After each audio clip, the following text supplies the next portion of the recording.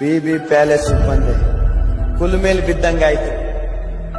Order ಕೇಳಕ್ಕೆ ಬಡಿದ್ರು, tips ಕೇಳಕ್ಕೆ ತಟ್ಟಿದ್ರು. ತಟ್ಟಿ ತಟ್ಟಿ ಬಡ್ದು ಈಗ ಕಬ್ಬಣ ಕತ್ತಿ ಆಗೈತೆ. ಈ ಕತ್ತಿ ಗೊತ್ತಿರೋದೊಂದೇ,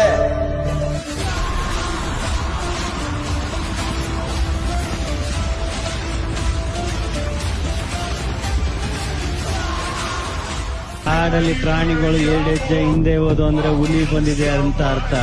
ಹುಲಿನೇ 2 ಹೆಜ್ಜೆ ಹಿಂದೆ ಹೋದ್ರೆ ಗಿಲ್ಲಿ ಬಂದವಳೆ ಅಂತ ಅರ್ಥ. ಮನಿಗೂ ಅಭಿಮಾನಿಗೂ ಏನ್ ವ್ಯತ್ಯಾಸ ಗೊತ್ತಾ? ಮನಿ ಇವತ್ತು ಬರ್ತದೆ, ನಾಳೆ ಹೋಯ್ತದೆ. ಆದ್ರೆ ಅಭಿಮಾನಿ ಒಂದ್ಸಲಿ ಬಂದ್ರೆ ಯಾವತ್ತು ಹೋಗಲ್ಲ.